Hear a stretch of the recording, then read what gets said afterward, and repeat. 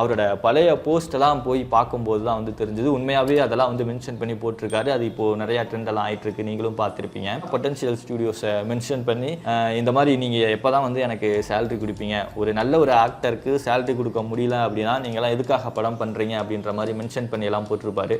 ஒரு போஸ்டோட அவர் நிறுத்தல, கிட்டத்தட்ட 3 போஸ்ட் கிட்ட போட்டிருக்காரு. இப்போ அந்த போஸ்ட் தான் எடுத்து நிறைய பேர் வந்து அந்த பொட்டன்ஷியல் ஸ்டுடியோஸை டேக் பண்ணி வந்து ஷேர் பண்றாங்க. உங்களால தான் அவர் இப்படி ஆயிட்டாரு அப்படின்னு சொல்லிட்டு. ஆனா உண்மை என்னது அப்படின்னு சொல்லி நம்மளால ஜட்ஜ் பண்ண முடியாது இல்லையா? ஒருவேளை அவங்க கொடுத்துருக்கலாம், கொடுக்காமையும் போயிருக்கலாம் இல்லையா? பொட்டன்ஷியல் ஸ்டுடியோஸ்ல இருந்து இன்னைக்கு அபிஷியலாவே ஒரு ஸ்டேட்மெண்ட் வந்து ரிலீஸ் பண்ணியிருந்தாங்க. எஸ்ஆர் பிரபு அவர் வந்து போட்டிருந்தாரு. அவர் என்ன சொல்லியிருந்தாரு அப்படின்னா, உண்மை என்னன்னு தெரியாம நீங்க எங்களை வந்து டேக் பண்ணி எங்களை வந்து குறை சொல்றதுல வந்து ஒரு யூஸும் கிடையாது.